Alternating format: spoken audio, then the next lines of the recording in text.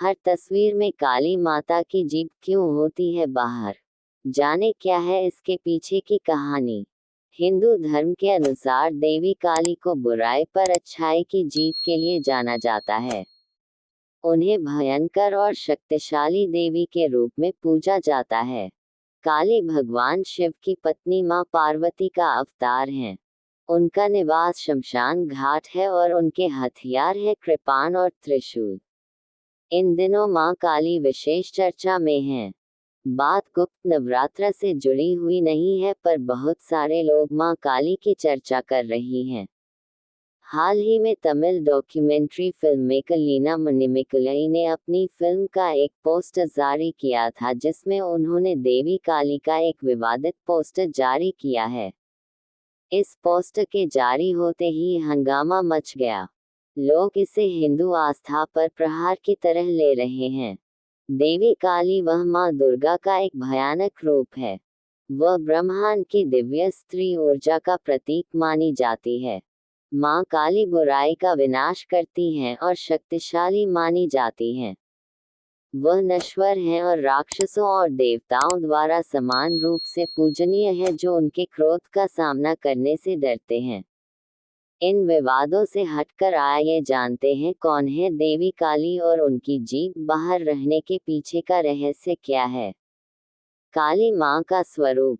काली को तस्वीरों में भगवान शिव की छाती पर एक पैर के साथ युद्ध के मैदान में खड़े होने के रूप में दर्शाया गया है।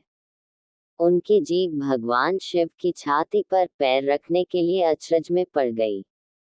उसका रंग गहरा है और उसके चेहरे के भाव क्रूर हैं। उनके 4 हाथों को दर्शाया गया है। ऊपरी हाथों में से एक में वह खूनी कृपाण रखती हैं और दूसरे ऊपरी हाथ में वह कटा हुआ एक राक्षस का सिर रखती हैं। निचले हाथों में से एक में वह एक कटोरा रखती है, जिसमें वह रक्त एकत्र करती हैं, जो ऊपरी हाथ में दानव के विच्छेदित सिर से टपकता है। दूसरा निचला हाथ वरद मुद्रा में दिखाया गया है। वह नग्न दिखाया गया है और वह एक मुंडों की माला पहने नजर आती हैं। निचले शरीर में वह मानव हथियारों से बना कमरबंद पहनती हैं। इसके अलावा कहीं कहीं तस्वीरों में काली के ऊपरी हाथों में से एक को वरदा मुद्रा में दिखाया गया है और निचले हाथों में त्रिशूल दर्शाया गया है। काली मां की जीभ क्यों है बाहर? आपने कई तस्वीरों में देखा होगा कि मां काली की छाती पर अपने पैर रखे हुए हैं। इसके पीछे की भी एक कथा है। रक्तबीज नामक असुर को वरदान था कि वह कभी नहीं मरेगा, बल्कि उसकी खून की जितनी भी बूंदें धरती पर गिरेंगी, उससे अनेक रक्तबीज उत्पन्न होंगे। वरदान पाकर रक्तबीज ने तीनों लोकों में हाहाकार मचा दी। देवताओं ने युद्ध की ठानी और रक्तबीज से लड़ने को तैयार हो गए। लेकिन जब वह सफल नहीं हुए, तब वह मां काली के पास पहुंचे। मां काली अपना विभत्स रूप लेकर देवताओं की मदद करने के लिए युद्ध भूमि पहुंची।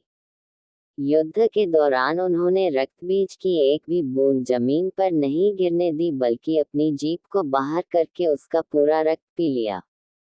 रक्तबीज तो समाप्त हो गया, लेकिन मां काली इतनी ज्यादा कुपित हो गई कि उन्होंने कोई भी शांत कराने में नाकाम रहा। तब देवताओं ने भोलेनाथ से विनती की कि वह महाकाली को शांत कराएं। भगवान शिव ने कई प्रयास किए, पर वह असफल रहे। फिर भोलेनाथ काली को रोकने के लिए उनके सामने लेट गए। जैसे ही गुस्से में मां काली ने अपने कदम बढ़ाए, उन्हें एहसास हुआ कि वह भगवान शिव के ऊपर चरण रख रही है। ये देखकर वह शांत हुई, चरण के पास जाकर लेट गए और मां काली ने देखा कि वह शिव पर कदम रख रही है। जब काली को अपनी गलती का एहसास हुआ, तो उसने शर्मिंदगी में अपनी जीभ बाहर निकाल ली।